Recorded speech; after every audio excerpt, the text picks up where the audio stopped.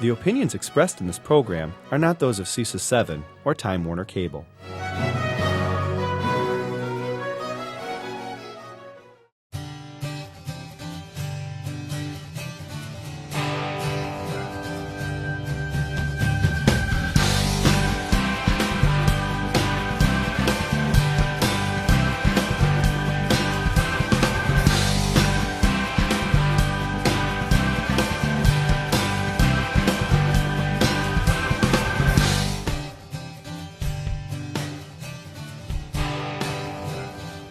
What's your tomorrow?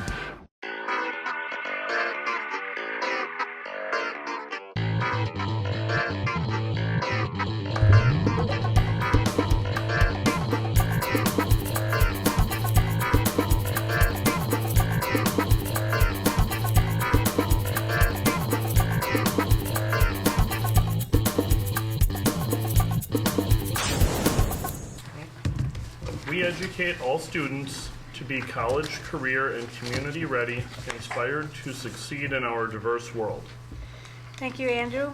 Next is our open forum. This is a time for members of the community to speak before the board, and I have one person that I know would like to come speak before the board, Richard Golnick. Golnick? Yes. Did I say that right? Am I on? You're on. You're on. Well, thank you for allowing us to be here. I'm here tonight to present a check to the school board for our Italian language program. This is from WUS Italia. I am representing them. I am the immediate past president. It seems the president and vice president took off. Let the minutes reflect he's not bitter. Did they go to Italy? Is that where they go? So I'm here. And in front of you is some literature. The brochure is our club's literature, the Italian American Club is. We also have another one that explains WUS Italia. And I have a cover letter from Al Rolandi, president of WUS Italia. Now, WUS Italia was formed in the year 2000 as a 501c3 nonprofit volunteer organization to help enrich the Italian language and help pursue it and keep it alive and well. Green Bay started its first school, was Preble. Dr. Wagner happened to be the principal at that time and did a lot to help make this happen, along with Pete Farah and many other people who worked hard to do this. So we put the first school on in 2008, and then the next year we went to East and got another school. So the funding comes from WUS Italia. They're a funding agent. They get money from the Italian government and other sources, and they distribute it in whatever way is possible to help pursue the Italian language and culture and keep it alive and well. I won't bother to read this. I'll let you read that for yourself. It's from Al Rolandi. It explains a little bit about the importance of the language and the importance of Italy. And there's a lot of business that is done between the United States and Italy. There are paper companies who have a division here and their home office is in Lucca, which I happen to be familiar with. But Italy is the seat of the art of the world. It probably holds 60% of the recognizable art. And so there's a lot of opportunity for the kids having another language to learn another language, and being bilingual or trilingual is a pretty good asset to have these days as this world continues to shrink. We are fortunate that we have a liaison to go between our club and the school teacher, Italian teacher. Our liaison is Lynn Thompson, very qualified, has degrees in, it's a long resume. But she's very qualified to keep the club informed of what's going on and to assist as much as possible the teacher. As any starting program, there's a lot of work and organization. And sometimes to have a little extra money doesn't hurt. So we are fortunate enough that Wisitalia has donated $1,500 to be allocated to the program. And so without further ado, I would like to do that. Lori Stimson, very qualified. She lived in Italy for 15 years, married an Italian. I think she understands Italy and the Italian culture very well. So Lori, would you like to go with me? We're going to give a check to Chris. I might point out this is not the first time the club has donated money to the school district for the program. Yes, we've done that before. Come up here. Yeah. The paparazzi are there, so come on. Position yourselves well, please.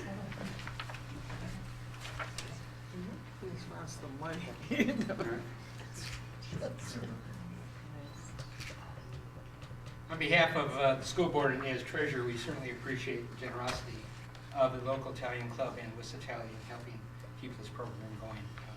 It's a newer program. I think it's proven itself now, and I think it's on solid ground this last year and should continue that way. Thank you very much to our teacher. Thank you. Thank you. Thank you.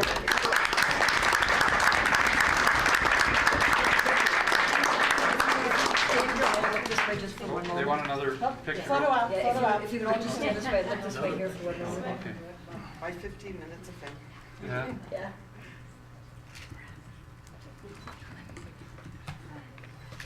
Thank you very much. Thank you. Thank you.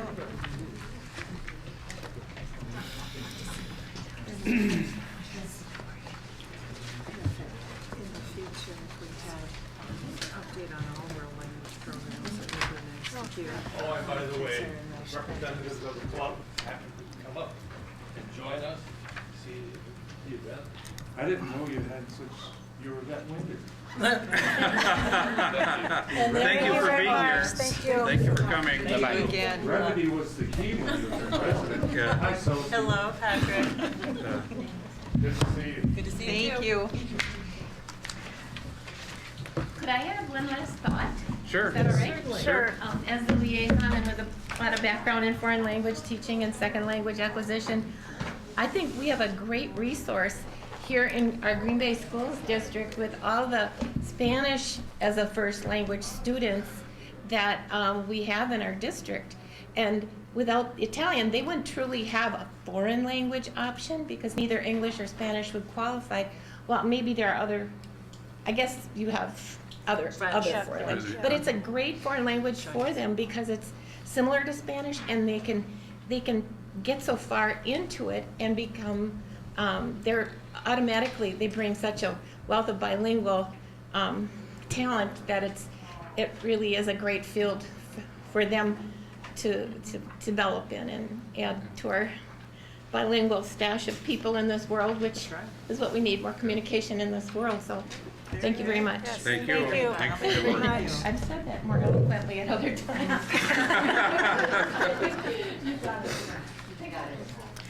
Is there anyone else who would like to speak before the board? Seeing none, then we will move to roll call. Jeffries?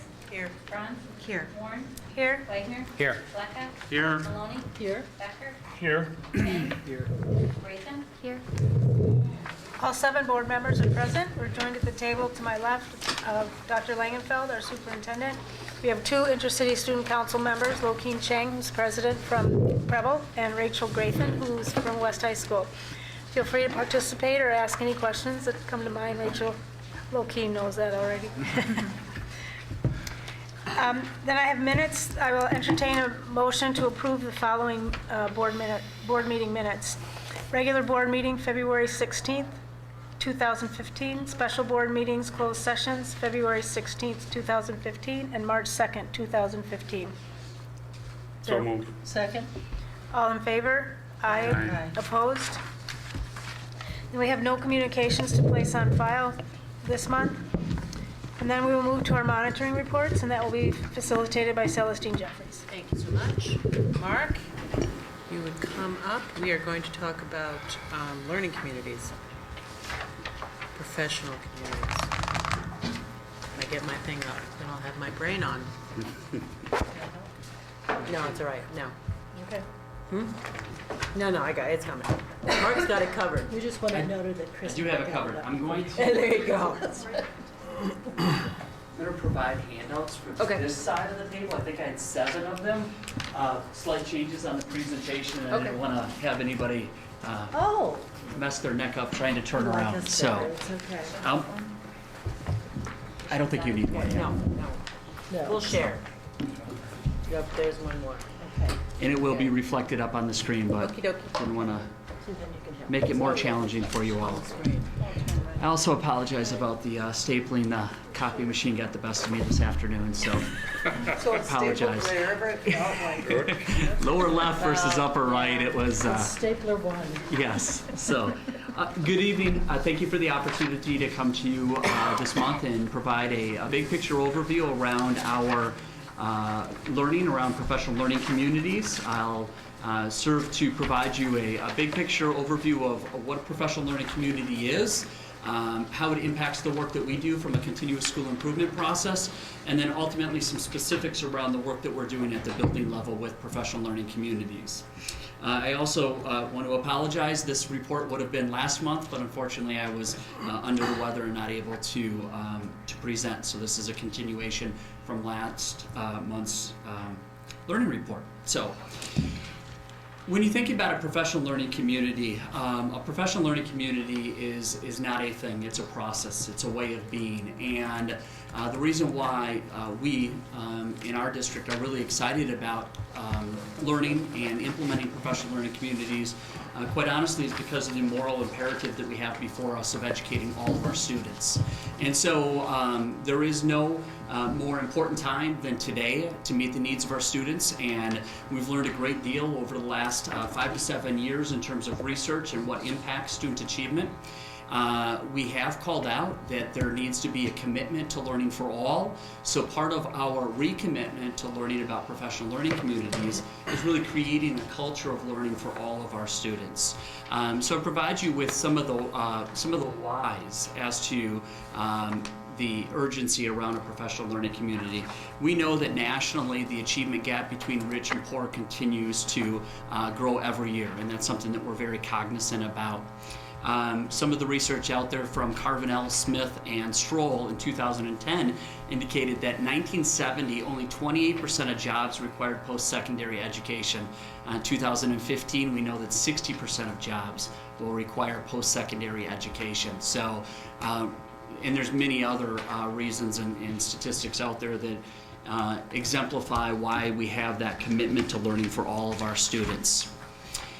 We also know that although there are strategies that are research-based and have given us some really good excitement about improving student achievement, we know that there are no silver bullets, nothing that works for every one of our students. And so what we do know, and Mark Tucker from the National Center for Education, who's the president, in 2011 put forth a pretty bold statement, and he said that we can find no evidence that any country that leads the world in educational performance has gotten there by implementing any one of the major agenda items that dominate education reform in the United States today.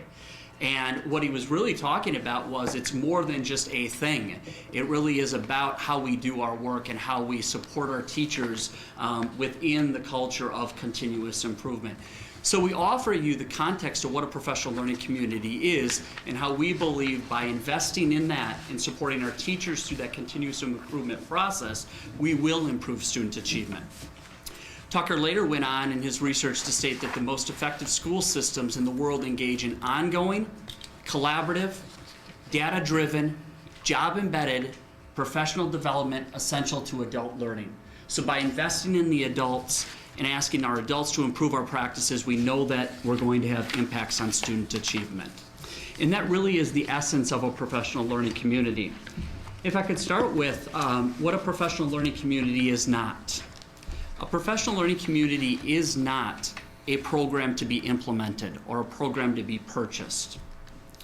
A PLC is also not a book study to be done. in discussion or in isolation. Certainly can add, and many of our teachers in buildings participate in research-based professional development, but that alone is certainly not going to answer many of the obstacles that our teachers have. A PLC is not a meeting. It's not a one-time event. A PLC is also not something in addition. A PLC rather is ongoing. It's a process. It's a way of being in which we support our educators to work collaboratively with teams, colleagues that they share content in common with, around cycles of inquiry. And also they work as a team to research ways so that they can improve their practices with the ultimate goal of improving student achievement. So when we talk about a PLC, we try to really be clear about what it is and what it is not. So we don't want it to be another thing. We don't want it to be in isolation. We really want it to be about our teachers working together, our teams, the entire building working together collaboratively in pursuit of a common purpose, which is improving student achievement. Some of the characteristics when you think of a professional learning community or high-quality learning organizations, we tend to see that there's a shared mission. Our Board of Education has put forth a mission and a vision and a strategic roadmap that helps our buildings pare that down and really operationalize that for each individual building so that they can make sense of the work that they have to do on a daily basis. The vision is clear. There's strategic directions that are put forth. There's values. There's goals that people work in concert towards, so that certainly is a team effort. There's a collaborative culture. It's not where we ask people to work in isolation or separate from. And there's a focus on learning for both the adult and for the student. We also engage in a collective inquiry around best practice. We're trying to build capacity in that. We often hear that in the room are the experts, and we do believe that. And I think that our teachers are really well positioned, and so we try to support our teachers and support our principals into not only believing in that, but being able to use each other for the information or the answers that they're working towards versus relying on somebody else to bring in and provide the answers for them. We also have an action orientation, otherwise coined in the professional learning community as learning by doing. We want to encourage people to take risks. We want to encourage them to work together collaboratively.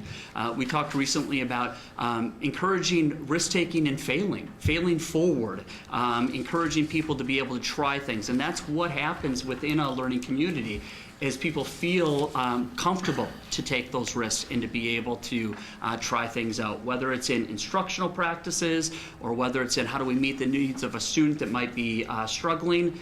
There's just a whole plethora of examples for that. There's also an unwavering commitment to continuous improvement. We've learned and talked a lot about this year in particular that it certainly is good to look back to yesterday to find out what we did in the past, but also to be able to look forward and to be able to identify how we're going to get better the next day and how we're going to improve each additional day forward. And that leads us to the last characteristic that we often see in high-functioning professional learning communities, which is a results orientation. And when I say results orientation, it's not limited to just student achievement or how we did on the Badger exam. It has to do with a whole plethora of different artifacts or data sets. It's certainly not limited to summative data as that example provided. We also recognize that there are persistent and professional learning communities, three central ideas that allow for the school or the team to really create a common grounding around. Those three big ideas are, as I mentioned before, the focus on learning for all students. So creating that culture and conditions in which the school believes that all students are going to graduate. And we're going to work relentlessly to improve our practices so that all students have that opportunity to succeed. Another big idea is that collaborative culture and a collective effort in which we identify both student need and adult need.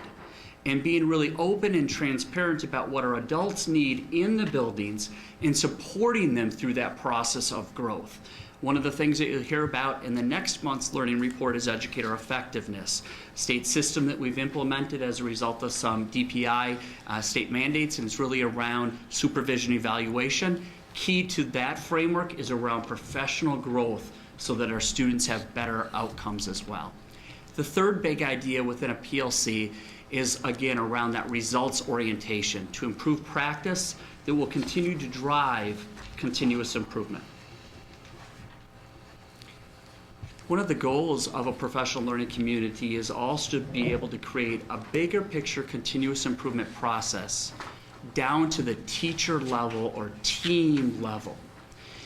So when we talk about the work that teams do together, we generally talk about 4 questions that we ask teachers to look at and analyze and to have discourse over when they're in a collaborative learning time. So common planning, collaboration, professional development time. The first question is, what do we want our students to know and be able to do? We've come to you before about the role of curriculum and how that plays, but that isn't where it ends for our teachers. They have to be able to make critical decisions around essential learning targets. So taking the big documents and paring it down based upon what their students need. So collaboratively, teachers engage in this question often. What is it that we want our students to not only know, but be able to do with the information? So we imply transference. The other question that we really encourage our teachers to have discourse around is, how will we know that our students have learned it? And that brings in the whole conversation around assessment and a balanced assessment system. Leading indicators, lagging indicators. When you get your school monitoring reports coming up here shortly, you'll start to see leading and lagging indicators and the plethora of different assessments that our teachers, our teams, and our schools look at and analyze to really improve efforts for our schools. The third question is, what are we going to do if a student doesn't get it? So if a student hasn't demonstrated proficiency, what are the interventions that we do within the class? Oftentimes referred to as universal or tier 1 intervention. What are we going to do in addition to that, tier 2 intervention?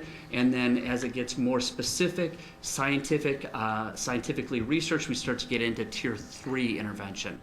And that's a good segue into our third and final learning report, which is going to be a presentation on RTI, response to an intervention and response to instruction. The last question that we ask our teams to have conversation around is, how will we enrich and extend the learning for students that already know it? And that's where differentiation, extensions, enrichment opportunities come into play, both within the classroom, but also in addition to universal classroom experiences as well. So those 4 questions are generally considered to be critical questions or corollary questions that teachers or teams have discourse around, and that continues to create a rhythm for them at the building level and the team level for the work that they do. So specifically, what have we done this year and in the past to support the PLC process? I'll mention a few things that we are engaging in this year. We are engaging at all 3 levels, elementary, middle, and high school, around what we've called Professional Learning Coaching Academy, in which there are teacher teams that have been brought together, and we've worked together in a collaborative context to develop their understanding of what a high-functioning professional learning community is, what the role that they play as a teacher leader within that learning organization as well. And so we've initiated what we've called guiding coalitions or teacher teams. Teacher leaders have been brought forth, and then they're doing shared learning together as a team in partnership with other middle schools or other high schools or other elementary schools. And that's what we've called professional learning communities coaching academies. And we've done that, as I mentioned, for elementary, middle, and high schools throughout this year. There was 3 two-day sessions for each of those levels. And that's been really intensive, it's been powerful, and it's created really a shared understanding for the work that we're doing not only this year, but also in the future.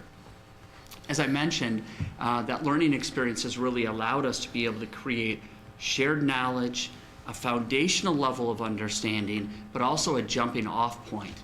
We've come, I would say, in my humble opinion, extremely far this year in terms of the questions that we're asking about what we need to do in our buildings to improve. And to me, that is an indication of a culture in which people are vulnerable, they're asking difficult questions, and they want to move forward, they want to grow. And I think that's a wonderful excitement and celebration. As you've heard before, we've aligned our district curriculum documents to support and substantiate the work in teams. So we are not necessarily doing daily lessons, but creating units of study in which the teachers then are treated and supported as professionals, and they're provided the additional learning so that they can make difficult decisions around what is it that their individual students need within the context of a guaranteed and viable curriculum.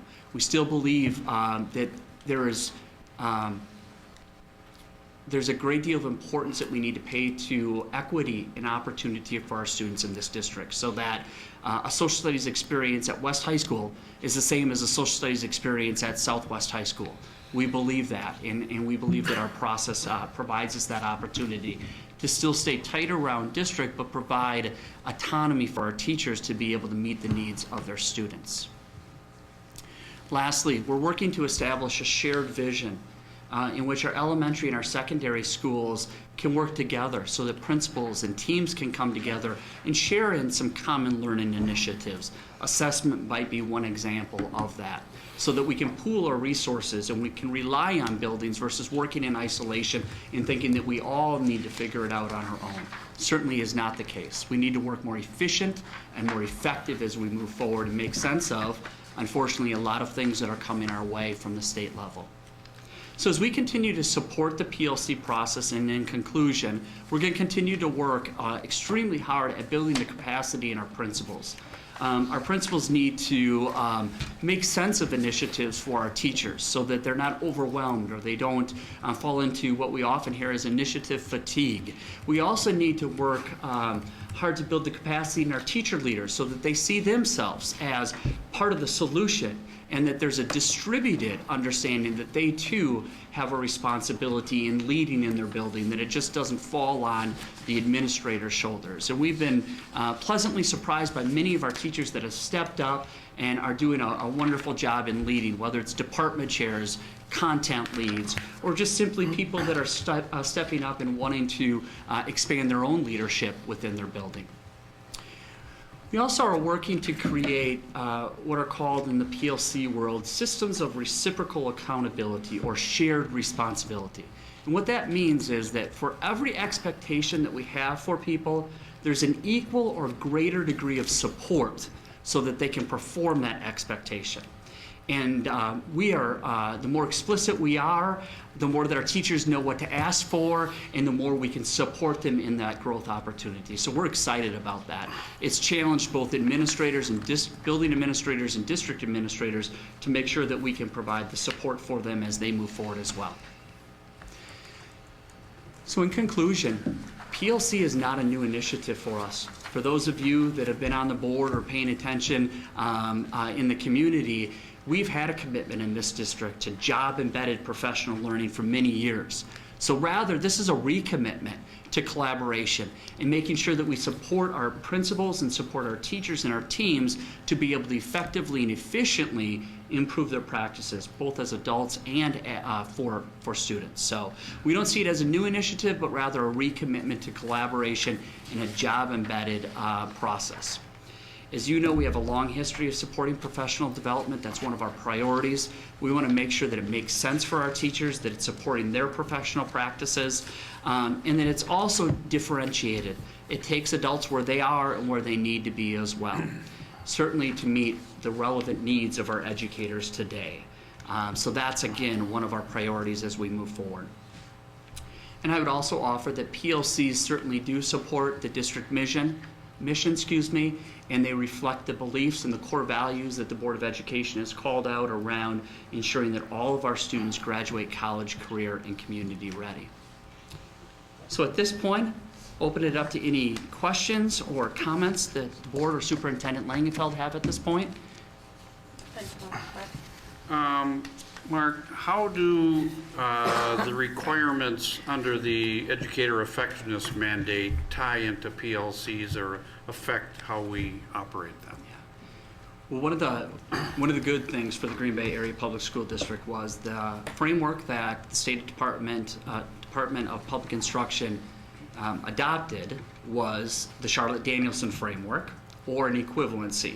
And we have had a long history of the Charlotte-Danielson supervision evaluation framework that was collaboratively agreed upon between the association and the district years ago. So really put us in a good position to continue with the work. It wasn't a new framework.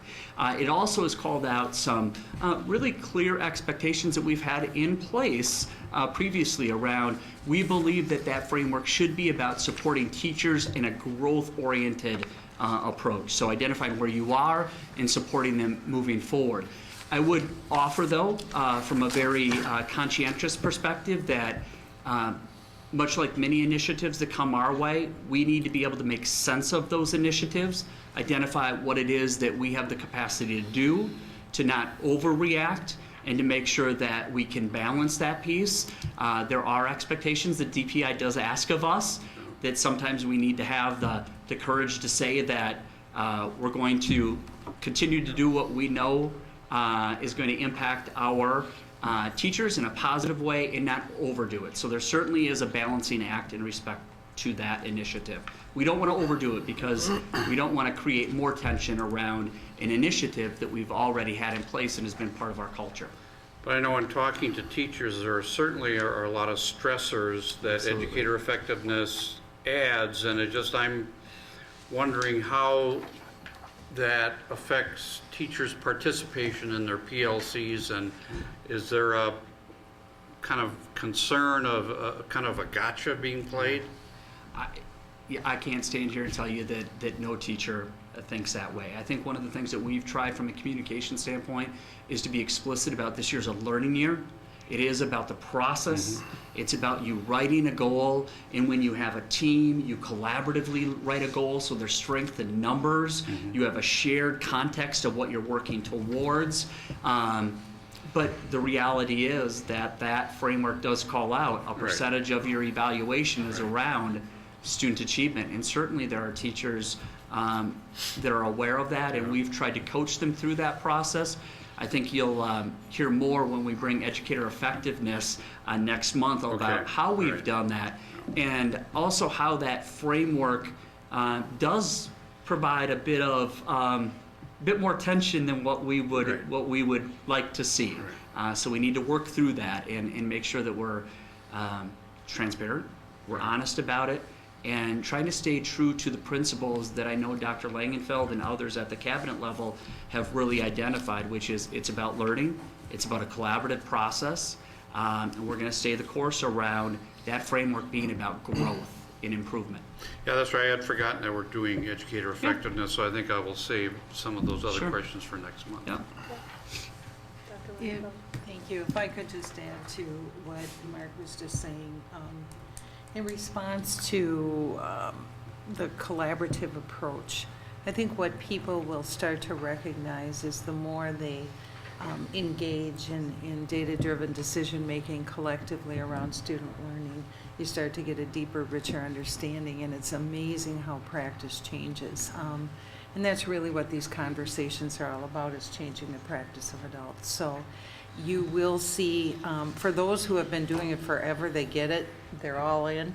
And for others, when they start to see the benefit of working as a team. And I think that's the piece. Collectively, it's the whole is greater than the sum of its parts, kind of thinking. And it really does create a synergy. The evidence and research is behind it. So it will continue to provide growth and dividends as part of our continuous improvement process. I'm confident of that. It's certainly exciting, and yet there is this recognition that in some cases, as Dr. Langenfeld mentioned, there are many schools that are doing this. This is just the way that they've been operating, and within schools there are pockets of that. And there are, for whatever reason, there are teams that simply haven't moved along that from a comfort level, and that's okay as well. I believe that recognizing and identifying that education is personal, that we have people that are employed in this organization that personally invest time and energy and a lot into it. And so we need to take folks where they are and support them to a new known. That's something that we've been talking about at our conversation as well. How do we support people so that they can see where their on-ramp is and then be able to move them forward? Because that's what continuous improvement is about. Anyone else? Just, if I could, as a follow-up to that, and I would agree, I think that the biggest aha I had engaging in this process is the recognition for people who have been in the trenches working for years and years, that it's not that what they were doing in the past is wrong. Just like with any medical doctor, when you learn more and know more, you do things differently and you can improve your practice, and that's all that it is. And once people also recognize that, it is a different way of learning, and it gets different results. So, yeah. So as a wrap, sorry, go ahead, Yeah, Dr. Well, I'm very happy to hear what you had to say, that you thought a lot of improvement was made this year with it, because historically teachers have worked in silos, and that hasn't been an easy nut to crack. It's taken years and years and years, and I think it's already been said. Once they make that, especially those that have a difficult time starting that process, once they get into it, they see the benefit, and they go from there. I mean, our teachers are basically smart, talented people. Yeah. And once they get in the positions where they're being supported, they can do quite well with it. Yeah. If I could, one of the biggest ahas for us was recognizing that when we lead out a learning initiative, if we lead with the why, this is important, oftentimes teachers respect that and they understand that and they can see where they fit in then, instead of leading with the what or the how. Sometimes that creates that dissonance where they're just not understanding, why do I need to do this? And so we talk about, we want to get to the point in this learning organization where if I'm working with Dr. Wagner, I rely on him to be able to do my job. Collaboration is that important, and I think that it's that much more relieving that two people can work together towards the same outcome. And so that's been a tremendous help for us. And so as we move forward, one of the quandaries in a professional learning community is, how do you work in a simultaneous loose, tight environment where you call out some tights but provide opportunities for buildings to work within that. And I would offer that collaboration is a must for our educators in every building. On behalf of kids, we need to work together collaboratively. And so that will continue to evolve, and we'll take people from where they are. And if we can create that level of support, I'm really excited about that, because that's our responsibility as leaders to do that. Anyone else? Great, thanks. Next is our reports, and then next month, Yeah. educator effectiveness. So we're still on track. Educator effectiveness in April, May, RTI, and then we'll start to, maybe April or May, I'll bring you the schedule, or I'll send it out to Celestine and Mike around how we are going to organize the school monitoring reports. So we're still on board with that. June, July, August, and September. We'll likely use both sessions, the work session and the report, I think, to maximize on that. So that's at least preliminary what we have drafted. So I'll provide more information as that comes available. Good, thank you, Mark. Yep. Thank you. That concludes my report. All right, thank you, Celestine. Next, we'll go to the superintendent's update. We'll turn that over to Dr. Langenfeld. Thank you. I'd like to start with the calendar, and it's already April, that I'm going to share with you. This is our last official board meeting in March. April 6th, we've got our teaching and learning work session starting at 5:30, followed immediately by the organizational support work session here in the boardroom. Also on April 20th, we have our regular board meeting again at 5:30 here in the boardroom.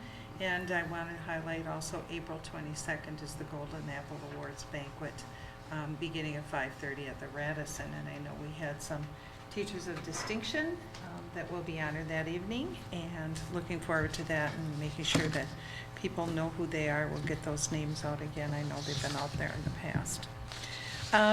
As far as the discussion items, I do have some success stories, and I'm going to save some of them actually for district events that have been shared, but I'm starting to get a lot of extraordinary things happening in our building. So I'm going to focus tonight on 2 of our high schools.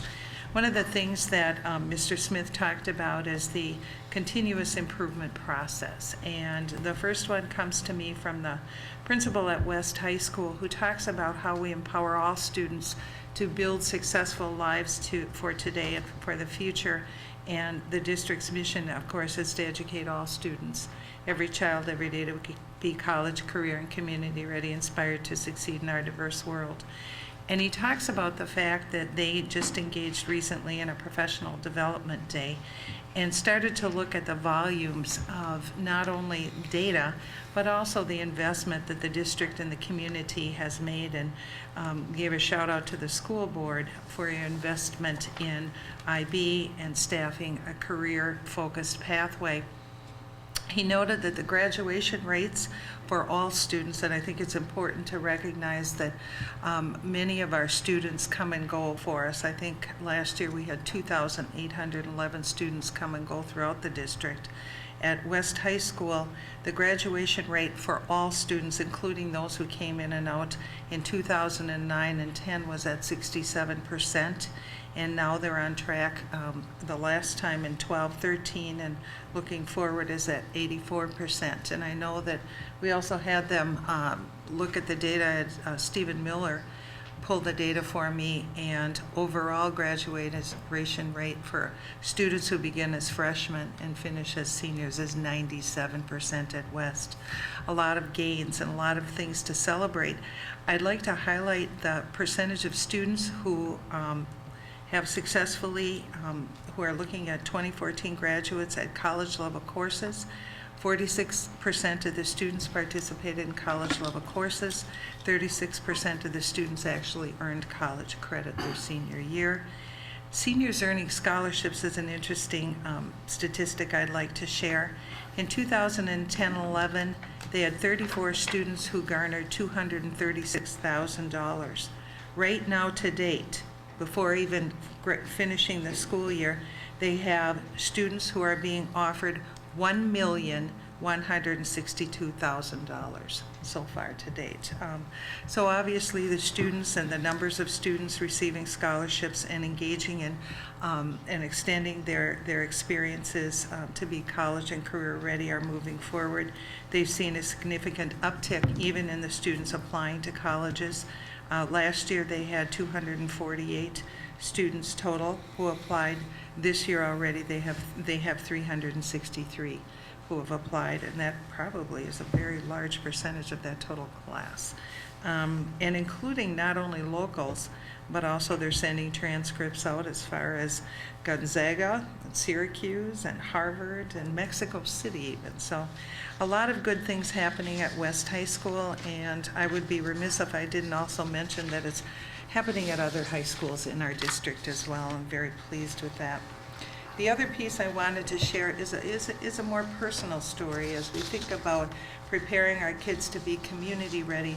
One of the things that we know is that, and I've heard it over and over, but I'm going to share a special story with you in regard to the students at East High School tonight. And this came from the athletic director at De Pere High School. And he said, "Dear Dr. Langenfeld, last night we ended our boys basketball regular season hosting a conference game with Green Bay East High School.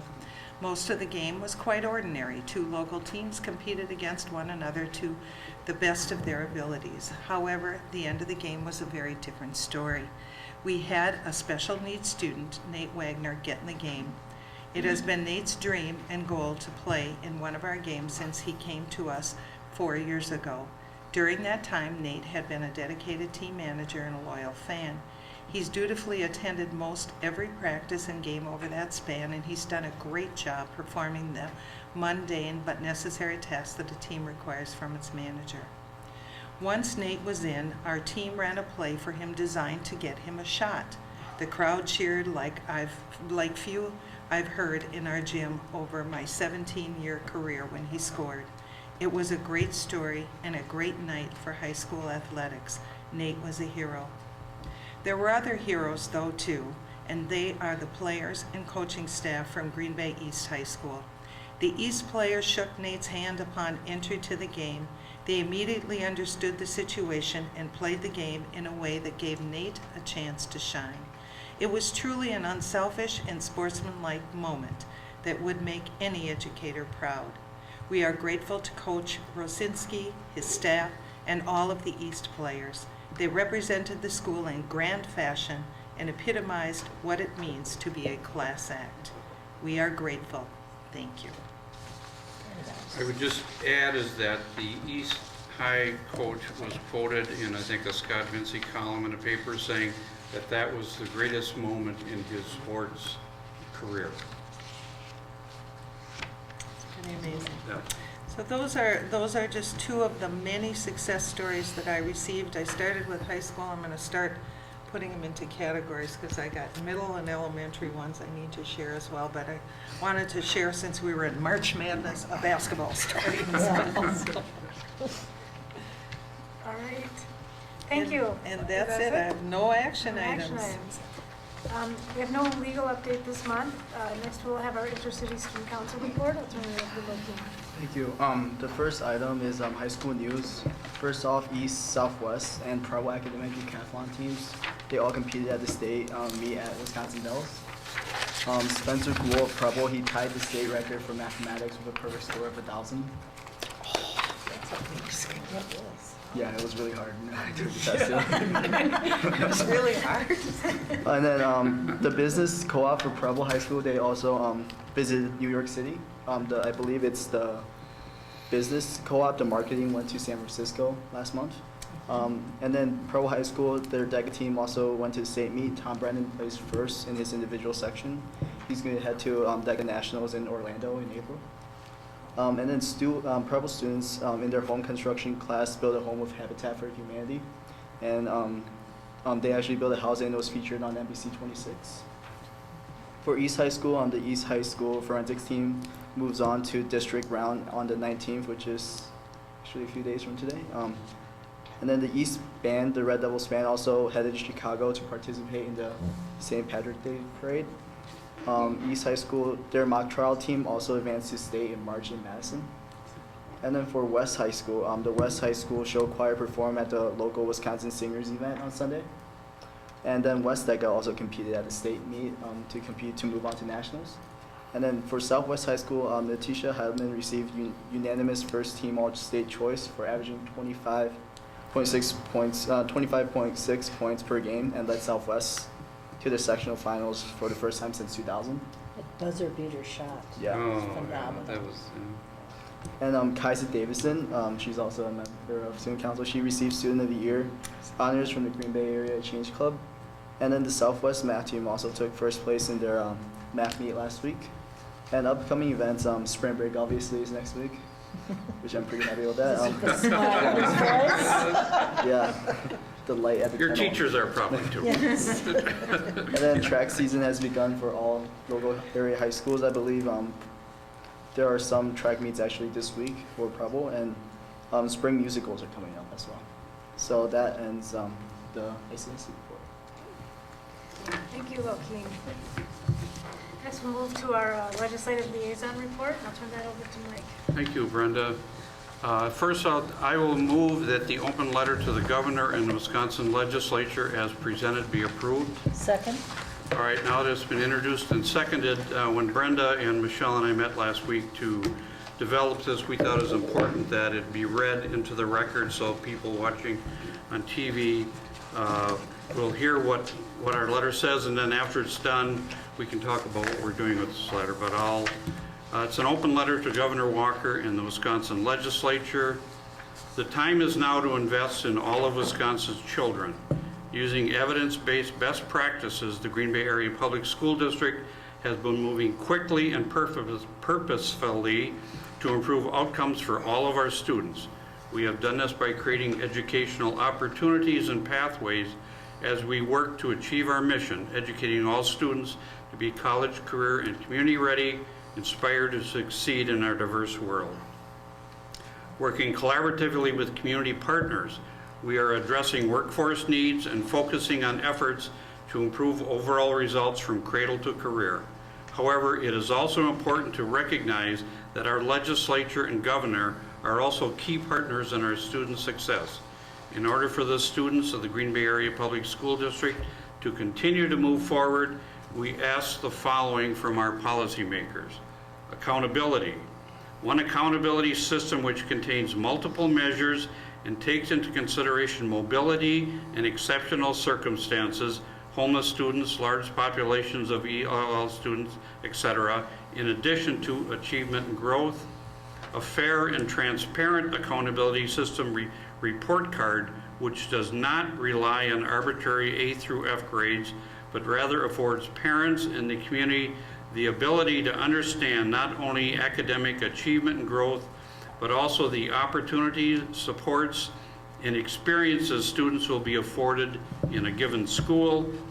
An accountability system that evaluates schools individually as opposed to a statewide comparison with all schools. Funding. An equitable and fair funding system that adjusts for inflationary costs. If Green Bay's revenue cap was raised to the state median, it would result in an additional $12 million in revenue, which the district would use to implement evidence-based best practices, such as expanding the school day and year to increasing learning opportunities and meet the educational needs of underserved students. An increase in categorical aid to support existing English language learner programs to aid the district in serving its growing population of ELL students and families, 18.2% of the district. While we are not in support of the expansion of the statewide voucher program, we ask that any expansion of the voucher program include the following. Allow school districts to accurately and adequately staff and budget for student enrollment for the following school year. Inform school districts of enrollment changes prior to the statutory non-renewal date of March 31st for educators. Funds vouchers out of the state general fund and requires that taxpayer dollars are linked to a voucher student. In other words, if a voucher student returns to a public school after the third Friday count, those public funds are returned to the public school. A strong Wisconsin's economy and democracy are dependent on having a strong public education system. The Wisconsin Constitution states that our public education system must provide a free and equitable education for all Wisconsin students. However, the governor's budget proposal provides additional funding for voucher schools and charter schools while decreasing funding to our public education system. We ask Governor Walker and the Wisconsin legislature to invest today in the future of Wisconsin's children. They deserve to be our priority, every child, every day. Sincerely, members of the Green Bay Area Public School Board of Education and Dr. Michelle Langenfeld. Questions, comments? We will be sending this to the governor, to all legislators, also to the Wisconsin Association of School Boards, the School Administrators Alliance, and then Lori will be sending this out to all of our local media. I personally think it's very well done, and I want to thank you for getting together and taking the time to put this together on an extremely, extremely important issue. Thank you. You ready for a vote, Sandy? Maloney? Aye. Warren? Aye. Franz? Aye. Jeffries? Aye. Becker? Aye. Blackout? Aye. Wagner? Aye. Carried 7-0. The second item, district plans for Joint Finance Committee hearing on the state budget. There are 4 hearings. The closest one is next Wednesday at Brilliant High School, 10 to 5. Michelle, This pardon? Wednesday, isn't it? Oh, yes, next, 2 days. this, 2 days Yes, from now. thank you. Thank you. Say, I'm going this way. It's in 2 days from now, this Wednesday, the hearing will be at Brilliant High School. Michelle, Brenda, and I will be testifying. Mark Flayton, principal at West High School, will be testifying. There will be at least 3 parents who are going to testify, and I know there are some community members who also will be testifying. We've had to really sharpen our testimony because you're limited to 2 minutes. Oh, you hate that. Yeah, so I know, I know. So we will be going down to Brilliant early Wednesday for the public hearing. And your testimony is written out, correct? Correct. Can Lori or can Sandy Sure. get us copies of that? Sure. Yep. Absolutely. That would be great. So, and then after the 4 hearings, obviously, Joint Finance will be voting on the budget and then sending it to the Senate, first the Senate and then the Assembly. And then, obviously, with differences in the 2 houses, it will go to a conference committee and then to the governor for his signature. And, yeah, Chris. If I may go back for a second, you may have said it, I didn't catch it. The letter, will that also be a copy going to the School Board Association? Yes, WASB and then the School Administrators Alliance, which includes WASDA and the high school principals and all of them. And Chris Kulo, who is one of the lobbyists for WASB, and John Forrester, who is the lobbyist for the School Administrators Alliance, will be at the hearing on Wednesday to help us register and anything else we need help with. Actually, Wednesday is also the day at the Capitol, so there'll be lots of public school people there, and that's where like Dan Rossmiller will be. But we felt it was much more important for us to testify at the public hearing as opposed to, because we've already met with all of our local legislators, and some of them 2 and 3 times. So that was more important to testify for the Joint Finance Committee. The third item, Assembly Senate accountability bills. Where do I start here? All right, as I talked last month, we had testified at both the Assembly Education Committee against their version of the accountability bill, and then testified at the Senate Education Reform Committee in favor of the Senate's bill, because it's a much better bill. Last week, Representative Thiesfeld, who was chair of the Assembly Education Committee, I think on Tuesday, announced that they would have a special session on his committee to vote on Thursday, and that the full Assembly would then vote on it today. Well, so we got together last week, made some calls, and soon discovered that Representative Thiesfeld was getting some blowback, including from some of his own members on the bill. And the bill, I think, hard to believe, but I think it was even worse than the original version. One of the things it did put in there, it put in the accountability factor of poverty, but did not put any factor in for English language learners. There was a provision in there that would force school districts to cede their authority to the superintendents in cases. I just don't know why you didn't like that one. So they got some blowback, and that session was canceled, and there is no. And then Representative Thiesfeld put out a statement saying, due to new developments, efforts to hold all taxpayer-funded schools accountable, the committee's meeting will be rescheduled. And then he took kind of a swipe at the Senate, saying in the past been reluctance from the Senate to include effective interventions, and that he hoped that Senator Farrell would agree that there needs to be some interventions. Senator Farrell right after that put out a statement, said Assembly Bill 1 and the proposed substitute amendment in their current form are flawed and not ready for prime time. It should not be put on the fast track strictly for political purposes. And then in his conclusion, he said, I look forward to working with Representative Thiesfeld and all the members of the Assembly Education Committee to craft legislation that is right for Wisconsin's public charter and choice schools. If the majority leader, which is Jim Steinke, majority leader of the Assembly, if the majority leader wouldn't have declined my invitation to take part in community meetings on accountability this past summer, maybe the Assembly would better understand the nuances of accountability. One thing remains clear. We agree that our children deserve quality education in Wisconsin, but Assembly bill does not reach that goal and is being fueled by politics. Well, by intervention, I think it meant sanctions because. That's what he means by interventions means sanctions, correct. That was a press release? That's a press statement that Paul Farrell put out. Wow. Yes. So there obviously are some sharp differences of opinion. Yes.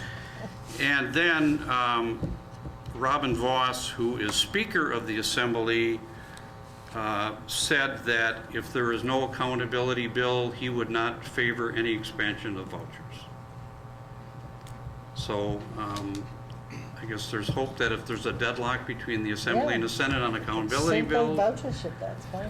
But what we did is, after we met last week, we drafted letters to both the Senate committee and the Assembly committee restating our opposition and concerns about the Assembly bill and that we support the Senate bill. And we sent that to members of both of those committees. Yeah. So the speaker said that there would have to be an accountability bill agreed on. Yes. For the advanced expansion of vouchers. Yes. Yes. Did he say that it had to be an accountability bill that included voucher schools, or just that some accountability bill had to be agreed upon before anything else would happen on vouchers? I'm guessing probably B, but... Yeah, he just said that if there's no accountability bill, he would not favor expansion of the statewide voucher program. So that wouldn't, he'd be off the hook if they agreed on one that had accountability for everything but voucher schools. Sure. Yeah. He would still be... But I don't, yeah, no, and I think our, I have to give, I think I have to give Senator Farrell a lot of credit. We had a meeting up here that Michelle and I were at, and he met 4 or 5 different places around the state, and I think he listened. I think I have to give superintendents like Michelle, and then Senator Farrell is superintendent in Pewaukee. They've been a lot of places, made a lot of phone calls, and I think he's listening to superintendents on the impact of accountability.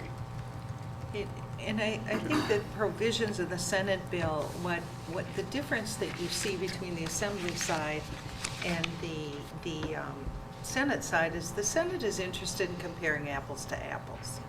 Right. If a student is in a voucher school taking public taxpayer dollars, they are held to the same assessment, not whatever the school feels like.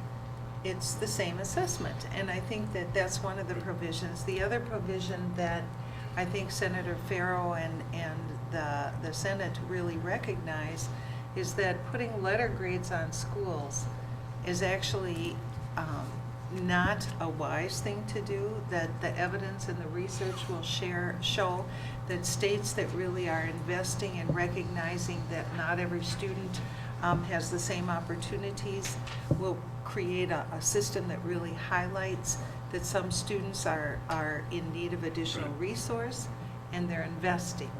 They're not disinvesting, they're investing, and they're seeing great results. They're seeing very significant results in just even nearby states where they're doing that, and talking about schools rather than a school failing, they'll talk about a school in need of continuous improvement. It really starts to really align with what you would do as a private business owner you wouldn't say I'm failing, you would say we need some improvement and let's invest a little more in these areas and get different results.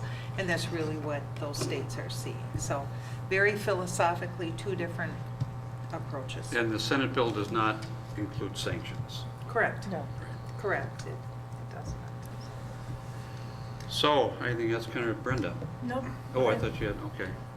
Anybody else have any questions on this fast-moving thing? So, Train well. we will let you know how things go on Wednesday.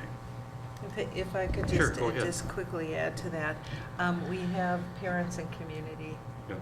joining us to testify. And I think that there's also ongoing discussion in our community. I know that we've been having that discussion in Partners in Ed about the categorical aid that we will not be getting if this budget proposal goes through at $150 a student or $3.3 million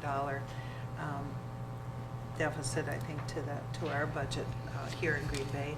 And also conversation around the A through F letter grades. I think that the research is showing us, and I pulled another piece out last night, putting letter grades on schools, particularly schools in under-resourced and struggling schools, not only results in people not feeling so swell to go there, but it does affect property values. And in our community, it would not be helpful.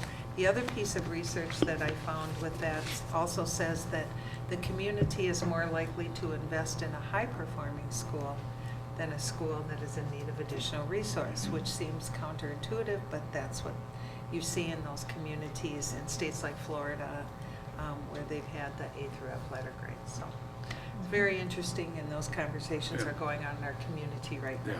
The analysis by the Legislative Fiscal Bureau, which, as you all know, is a nonpartisan agency that analyzes the budget, showed that the aid to public schools in the governor's budget goes down $130 per student, and the aid for voucher students goes up $170 per pupil.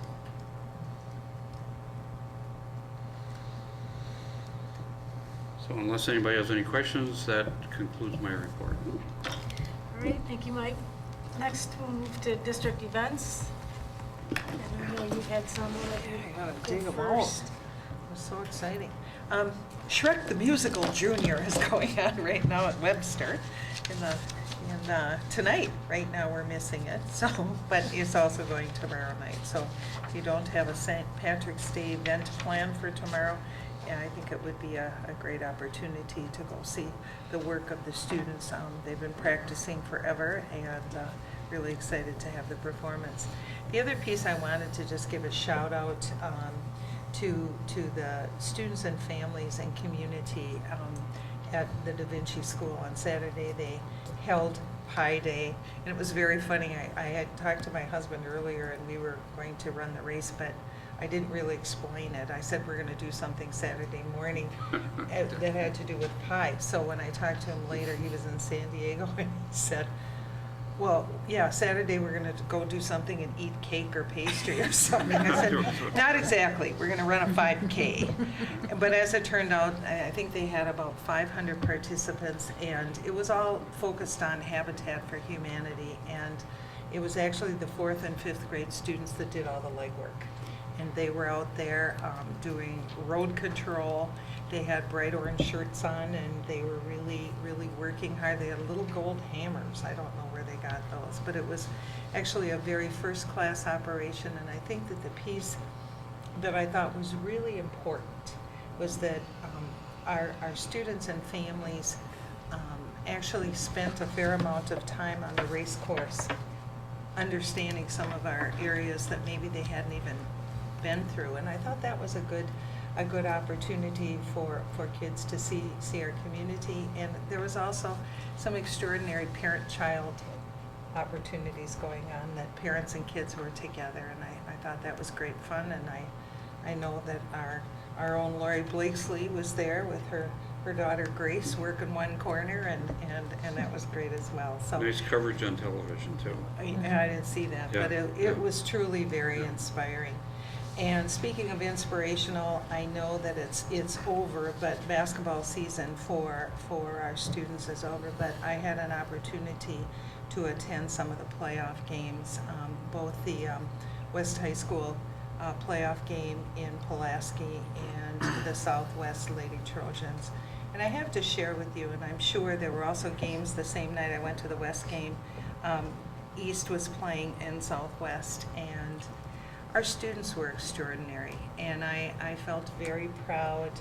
They were in positions where they could have easily quit, and I think that the tenacity and the digging deep, both teams, both the girls team and the West boys team were down at different times during the game, and rather than get down and roll over, they kept fighting back, and they played extremely well. And most importantly, at the end of the game, they were both in overtime situations, and really just didn't give up or give in, and I think they made us all extremely proud. I felt just a great sense of pride. I thought the fans, the parents, it was very good. And particularly at the West game, we didn't have a lot of fan support there. Obviously, it's traveling and so forth, but a lot of kids working very, very hard, excellent coaching, and it was just a class operation. And I just felt very proud to be there and be part of the school. So, and I sent shout out kudos to them as well. So those are my stories, and the Lady Trojans, extraordinary season, the whole team. I know this young woman is, I'm excited. I'm understanding that she's going to Marquette, and she'll be playing the Phoenix first game here at home, so we'll get to all see her play again. And her brother is on the men's team at Marquette. I heard that too, Yes, so yeah. we got an extraordinary basketball family. So anyway, much to be proud of, but those were some really proud moments for me that I wanted to share. We also, I think, all received invitations to the Jefferson Adopters Breakfast. I don't know if Yes. anyone is planning to attend that. We've looked at ahead of. I think you would put on the I calendar. tentatively have it down. Okay. I'm going to be in I usually England. go to Okay. so, yeah. Yeah, You're not sure. I've always gone to that. Okay. It's always a great event. What's on? It's- Yeah, I've been. It's a good event. Let me know if you're not going. I think I have to cancel something to go. but I That's the will. 30th. No, I've got it down. I Is will it? go. Okay, great. Well, I was still looking at Chris too. Oh. 'Cause- Okay. Just let me know. Okay, well, if you forget, that's okay too. If I have it in here, It exists. probably means I'm going. What's the date again? 30th, April 30th. At 7. It's a what day of the week? Yes, I have it. It's a, Tuesday, I have Thursday? 7:30. it's Thursday. Thursday. 7:30? 7. It's It's 7. 7, I I'd think. like to show up at 7:30. It's 7. I think it's 7 So o'clock. The rest of us will be there at 7. Good, Chris? hold the fort down. Let's come on over. Save a Some seat for me. breakfast. So if you just want to casually stroll in at 7:30, halfway through the program. Any other district events? I do have one more thing that I attended that was pretty awesome. The National History Day competition up at the university. And if you've never attended, I had a chance to watch 5 different student groups share their documentaries. And one of them will be moving on to state. And then they also did a historical performance, students from Southwest. So, and I'd never attended History Day. I was quite impressed. It was extremely well run, and I learned a lot. So, and it was very cool. So next year, History Day. There you go. Come on over. All right. All right, we have our system reports. First is teaching and learning facilitated by Katie. Thank you, Brenda. We had a couple of good updates. So we had an update on the Head Start self-assessment program, and then we had an update on the Fine Arts Institute task force, and they presented a 5-year plan that was well discussed. And we have a couple of action items. First one being, I move that the Head Start self-assessment report as presented be approved. Second. Any questions? We talked about this last week. Right, it was discussed at length. Yeah. Sandy? Blackout? Aye. Wagner? Aye. Becker? Aye. Maloney? Aye. Jeffries? Aye. Warren? Aye. Franz? Aye. Carried 7-0. I move that the privacy in locker rooms policy 731 as presented be approved. Second. Questions? Okay, Sandy? Becker? Aye. Jeffries? Aye. Maloney? Aye. Franz? Aye. Wagner? Aye. Warren? Aye. Blackout? Aye. Carried 7-0. And that concludes our report. All right, nicely done. Thank you. Next, we'll move to the organizational support, and that will be facilitated by Chris Wagner. Thank you. We had no action items or discussion items under business and finance. We did have quite a bit under human resources. And we have something else here this time too. So I'll start with that if I may. Under action items under human resources, first recommended motion that the termination of the employment of Karina Ramos Cruz, noon-hour supervisor at Sullivan Elementary School, effective February 26, 2015, as presented, be approved. Second. Sandy? Warren? Aye. Becker? Aye. Blackout? Aye. Jeffries? Aye. Maloney? Aye. Wagner? Aye. Franz? Aye. Carried 7-0. The next recommendation is that the employee handbook changes as presented be approved. Second. There were no changes made since we met 2 weeks ago. And again, the changes add bullying to the discrimination and harassment policy, add language to attendance, workplace presence, and kind of clarifies our leave of absence, and then some other changes to the wording to help clarify what the policies mean.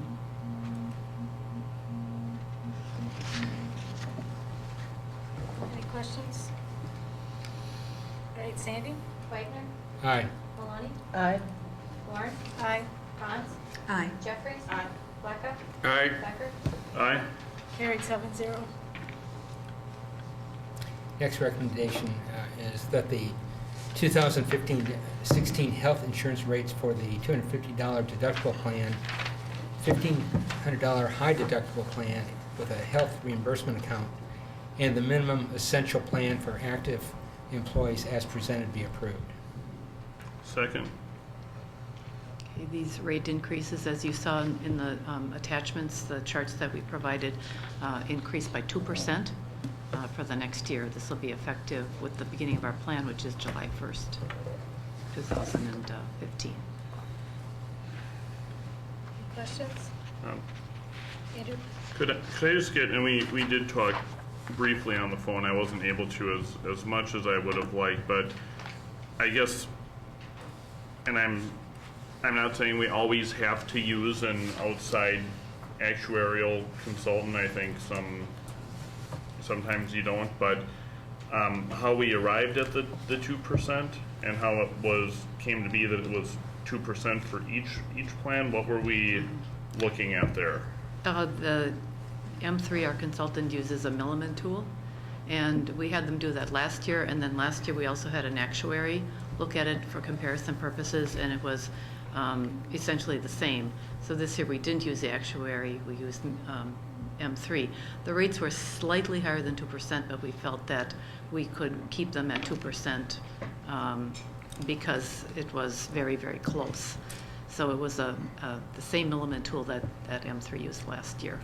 So I don't understand the details behind it. It's their in-house It is. product that does some basic actuarial calculations, and it all looked like it was right around 2%. Yes, and we felt that this was actually the data is showing that many companies are experiencing on average a 7% increase. So because of our plan experience, and we want to just keep the costs at what we think they're going to increase by, not anything greater than that. So we felt very comfortable with forwarding a 2% increase onto the board. Thank you. Sandy? Blackout? Aye. Franz? Aye. Becker? Aye. Warren? Aye. Maloney? Aye. Jeffries? Aye. Wagner? Aye. Carried 7-0. Next recommendation is that the 2015-16 health insurance rates for the $250 deductible plan, $500 deductible plan, $1,500 high deductible plan with a health reimbursement account. The minimum essential plan and the prescription plan for retirees as presented be approved. Second. Again, this is the 2% increase that the employees will be experiencing. This is the retiree increase we're voting on. Sandy? Jeffries? Aye. Maloney? Aye. Warren? Aye. Blackout? Aye. Franz? Aye. Wagner? Aye. Becker? Aye. Carried 7-0. Next recommendation is of the change of the rollover dollars for the $1,500 high deductible health plan with health reimbursement account for 2015-16 to $1,000 for single medical and $2,000 for family medical for active employees as presented be approved. Second.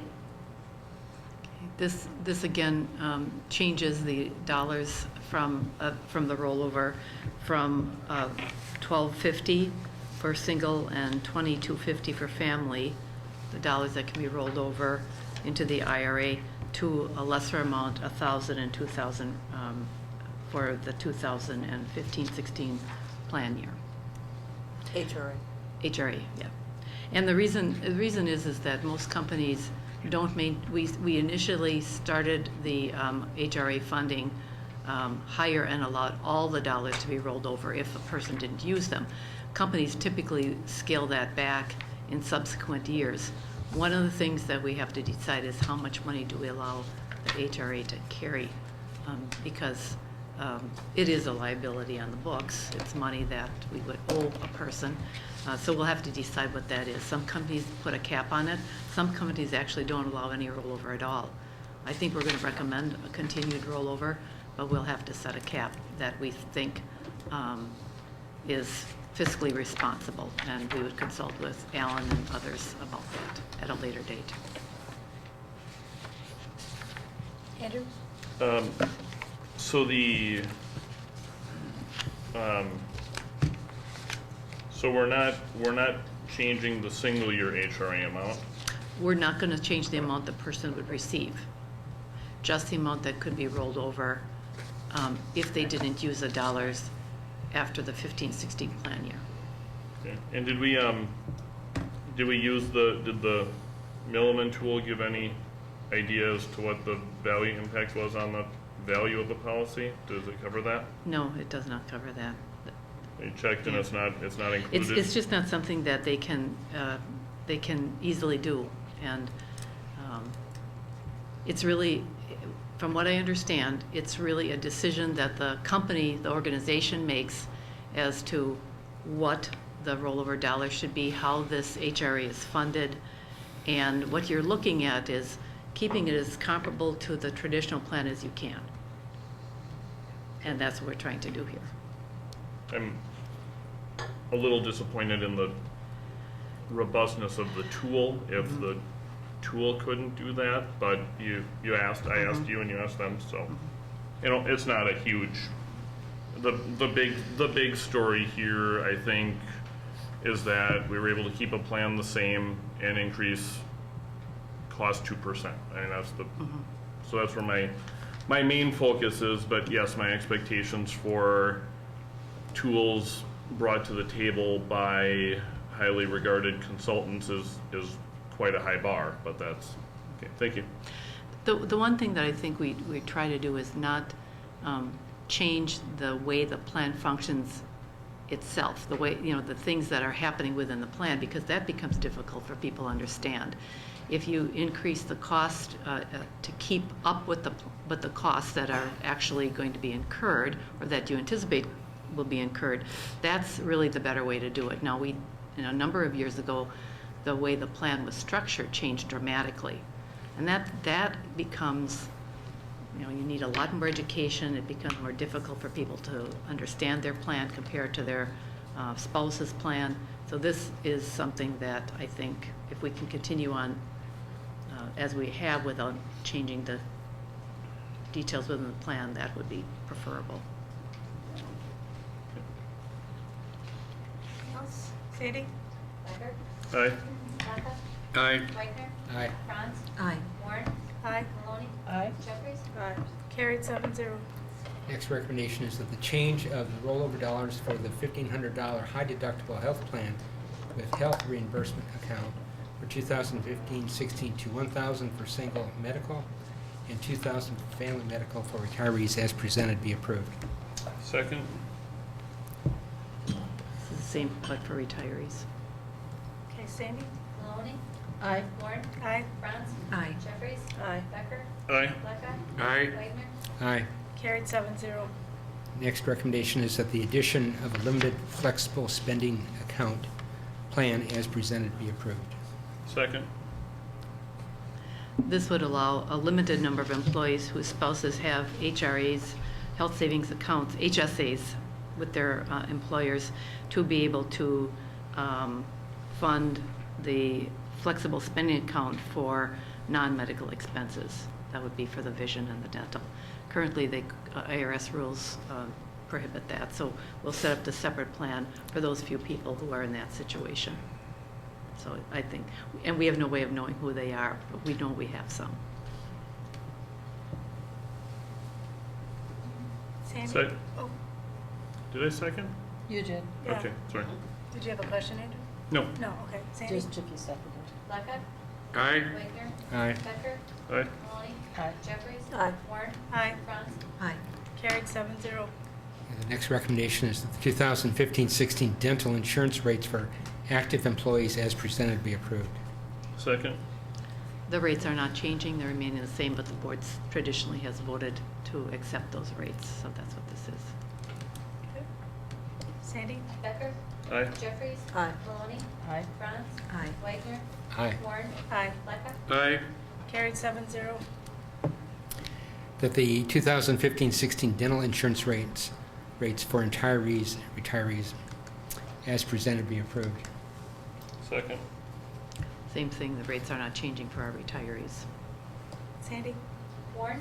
Aye. Becker? Aye. Blackout? Aye. Jeffries? Aye. Maloney? Aye. Wagner? Aye. Franz? Aye. Carried 7-0. Next is that the addition of Checkup Plus benefit to the dental plan as presented be approved. Second. This is a program offered by Delta Dental that allows our employees and participants in the plan to have diagnostic and preventative dental services not applied to their individual maximum, which is a benefit, and it also encourages people to go and have their preventative care. Sandy? Wagner? Aye. Maloney? Aye. Warren? Aye. Franz? Aye. Jeffries? Aye. Blackout? Aye. Becker? Aye. Carried 7-0. That's all from our end. I'll entertain a consent agenda motion. I move the consent items as presented be approved. Second. Sandy? Jeffries? Aye. Maloney? Aye. Warren? Aye. Franz? Aye. Wagner? Aye. Becker? Aye. Blackout? Aye. Carried 7-0. That concludes our regular board meeting.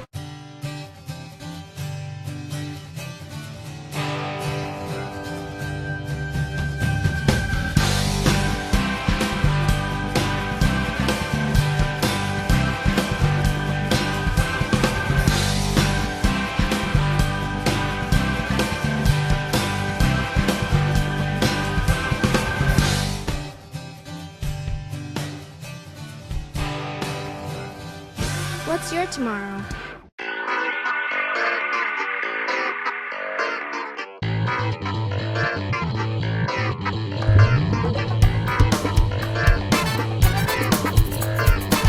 For more information or to obtain copies of this program, contact CISA 7 Interactive Learning Services at 920-465-5218.